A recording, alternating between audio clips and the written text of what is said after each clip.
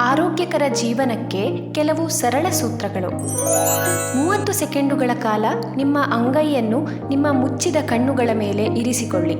ಇದೊಂದು ಕಣ್ಣುಗಳಿಗೆ ವಿಶ್ರಾಂತಿ ನೀಡುವ ಅತ್ಯುತ್ತಮ ವಿಧಾನ.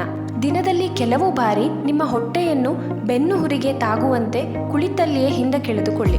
ಇದರಿಂದ ಹೊಟ್ಟೆಯ ಭಾಗದ ಒಳ ಅಂಗಗಳಿಗೆ ವ್ಯಾಯಾಮ ನೀಡಿದಂತೆ ಆಗುತ್ತದೆ. ಮುಗುಳ್ನಗುವುದನ್ನು ಅಭ್ಯಾಸ ಮಾಡಿಕೊಳ್ಳಿ. ಅದರಿಂದ ನಿಮ್ಮ ದೇಹದ ರೋಗ ನಿರೋಧಕ ಶಕ್ತಿ ಹೆಚ್ಚುತ್ತದೆ. ರಕ್ತದ ಒತ್ತಡವೂ ಕಡಿಮೆಯಾಗುತ್ತದೆ. ದಿನವೂ ಬೆಳಿಗ್ಗೆ ಒಂದು ತುಳಸಿ ಎಲೆಯನ್ನು ತಿನ್ನುವ ಅಭ್ಯಾಸ ಮಾಡಿಕೊಳ್ಳಿ. ಅದರೊಂದಿಗೆ ಒಂದು ಬೇವಿನ ಎಲೆಯನ್ನು ಸೇರಿಸಿ ತಿಂದರೆ ಆರೋಗ್ಯಕ್ಕೆ ತುಂಬ ಒಳ್ಳೆಯದು.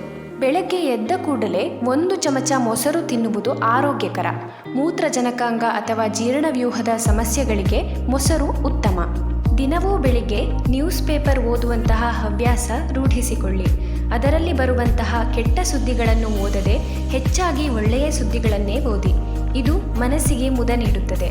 ಮನೆಯಲ್ಲಿ ಲೋಳೆ ಸರ ಅಥವಾ ಆಲೋವೆರಾದ ಗಿಡವನ್ನು ನೆಡಿ. ಇದರಿಂದ ಬರುವ ರಸವನ್ನು ನಿಮ್ಮ ನೆತ್ತಿಗೆ ಹಾಗೂ ಅಂಗಾಲಿಗೆ ಹಚ್ಚುವುದರಿಂದ ದೇಹ ತಂಪಾಗುತ್ತದೆ. ಇದು ಕಾಲಿನ ಒಡೆತಕ್ಕೂ ಔಷಧವಾಗಿದೆ. ಮೊಳಕೆ ಬರಿಸಿದ ದ್ವಿದಳ ಬೀಜಗಳನ್ನು ದಿನವೂ ಸೇವಿಸುವುದರಿಂದ ನಮ್ಮ ದೇಹಕ್ಕೆ ಬೇಕಾಗಿರುವ ವಿಟಮಿನ್ಗಳು ಹಾಗೂ ಪ್ರೋಟೀನ್ಗಳು ಸುಲಭದಲ್ಲಿ ಲಭಿಸುತ್ತದೆ. ದಿನವೂ ನಮಗೆ ಸಾಧ್ಯವಾದಷ್ಟು ದೂರ ನಡೆಯಬೇಕು. ಕನಿಷ್ಠ ಪಕ್ಷ 45 ನಿಮಿಷಗಳ ಕಾಲ ನಡೆಯುವುದರಿಂದ ನಮಗೆ ಯಾವ ಕಾಯಿಲೆಯೂ ಬರುವುದಿಲ್ಲ. ದೇಹವು ಚುರುಕಾಗಿ ಆರೋಗ್ಯಕರವಾಗಿ ಇರುತ್ತದೆ. ವಾರಕ್ಕೊಮ್ಮೆ ದೇಹಕ್ಕೆ ಎಣ್ಣೆ ಹಚ್ಚಿಕೊಂಡು ಸ್ನಾನ ಮಾಡಬೇಕು.